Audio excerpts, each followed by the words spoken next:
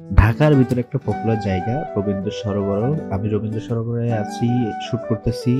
একটা এন্টারটেইনমেন্টের আসলে এখানে আমি শুট করতেছি সনি A7i3 একটা বডি দিয়ে, যেটা ভিডিওগ্রাফির জন্য আসলে একটা খুব পপুলার বডি। আমার সাথে রয়েছে 85 লেন্স।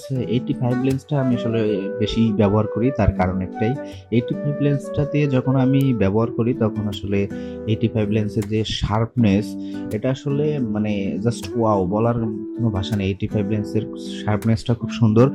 85 লেন্স দিয়ে শুট করলে পাবলিক প্লেসে একটা সমস্যা হয় আমার বেসিক্যালি।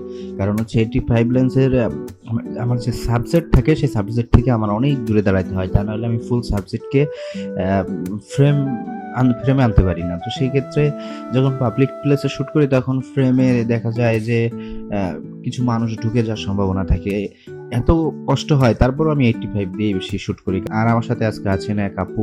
আপুকে সবাই আপনারা চেনেন, আপুকে আর পরিচয় নাই মানে না করালেও হবে। সো তিনি আছেন, পাবলিকের ইন্টারভিউ নিচ্ছেন, যদিও বা ইন্টারভিউটা ফানি ইন্টারভিউ, কারণ আমরা আজ ফানি ভিডিও শুট করতেছি। তো সবাই আমার জন্য দোয়া করবেন, ভালো থাকবেন, সুস্থ থাকবেন। আসসালামু আলাইকুম।